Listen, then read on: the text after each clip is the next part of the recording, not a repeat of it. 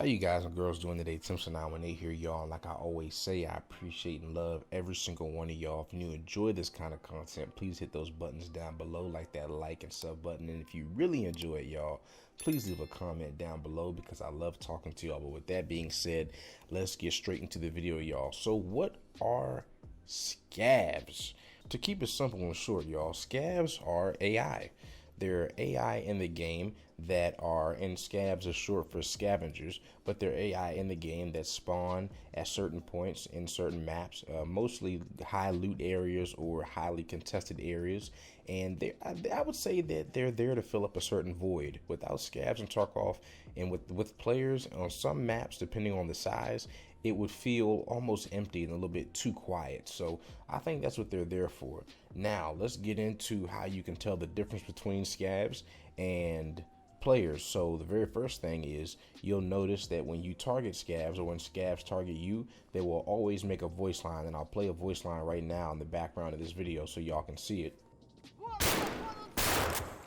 Another way that you can tell scavs apart by players is just by looking at their face. Now, this might look funny, but scavs have a distinct look, and they do not look anything like any USEC model or bear model. And you'll definitely get used to this as you play the game and you gain experience, but they look completely different than our PMC models. And of course, last but not least, is the way that they move.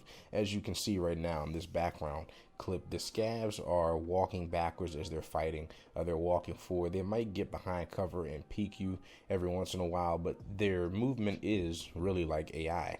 It's really like robotic. They really don't do any kind of advanced movement and stuff like that. Every once in a while you might see a scav go prone, but that's really rare. And yeah, they'll just constantly make noise as they're walking backwards or forwards trying to shoot you. And also, as a side note, and let me know if you want me to make this as an entirely separate video down below, but you can actually play as a scav in the game. Scavs have a certain cooldown timer around like 20 or 25 minutes when you're starting, and you can actually go in as a scav and play as them.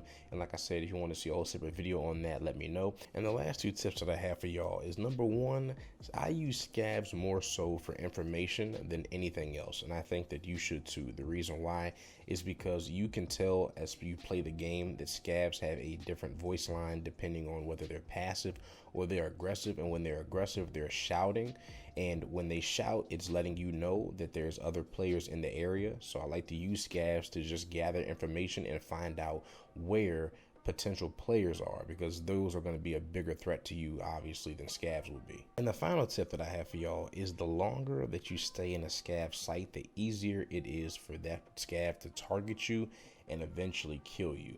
So you want to kill that scav as fast as possible if you plan on killing that scav, because if you look at him for too long, he will eventually start targeting your body parts and eventually your head. Another mini tip on top of that is that scavs will target whatever they see. So if you're fighting a scav, just don't peek your head out only, or your shoulder and your head, because they will only target your head. If you want to fight a scav, it is better to just have your entire body exposed fighting that scav, because it's more than likely they're going to take out your arm or your leg first, then your head. But that is it for this video. Let me know what y'all thought, and I will catch y'all in the next one. Simpson918 out of here.